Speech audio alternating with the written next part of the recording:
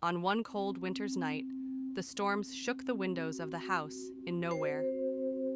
Margaret was knitting a piece of wool, while Eustace was, as usual, yelling at the dog. Courage, suddenly, there was a light knock on the door. The sound was so faint, almost drowned by the howling wind, that it seemed to echo from another realm. Who could be out there in this weather? Margaret pondered aloud, her fingers ceasing their rhythmic dance with the needles. Eustace frowned, grumbling. No one we know would visit at this hour. Must be something blown against the door. Yet, his curiosity, albeit reluctantly, stirred him to rise from his chair. As he approached the door, Courage, the dog, began an unsettling growl. Its fur stood up, and it retreated, tail tucked. Eustace, annoyed by the dog's cowardice, muttered something unintelligible before pulling the door open. What stood before them was not a person, but a peculiar sight that could only exist in strange bedtime tales. A spectral figure, cloaked in what seemed to be woven shadows, hovered just above the freezing steps. Its face was obscured, yet its form spoke volumes in whispers unheard by human ears. Margaret, dropping her yarn, felt a chill that was not born of the winter air, but of old, forgotten memories clawing their way to the surface. Eustace, that's...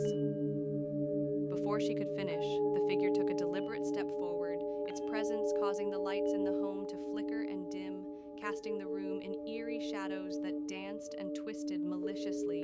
Be gone. Whatever you are, Eustace commanded, trying to sound brave despite the tremor in his voice. Yet, the figure simply pointed a long, delicate finger towards Margaret. It's calling for you. Eustace's voice cracked, eyes wide with a fear he had never felt. The connection was undeniable, as though an old promise long forgotten had come to reclaim what was due. I can't go now, Margaret whispered, understanding somehow what was being asked. Her knitting needles clattered to the floor as she stepped towards the door, the spectral figure now turning to lead her gently into the night. Behind, the storm seemed to calm slightly.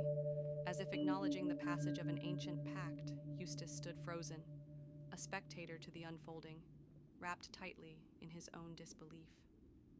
Within moments, Margaret and the apparition disappeared into the swirling snow and shadows, leaving behind an uncanny silence.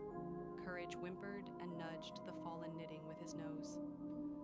The house in nowhere was still once more, apart from the occasional creak or groan of settling wood, mourning the sudden absence of its mistress. The storm, regaining its fury, lashed against the windows. Yet the house seemed emptier, as though it had given up a part of itself to the darkness that night.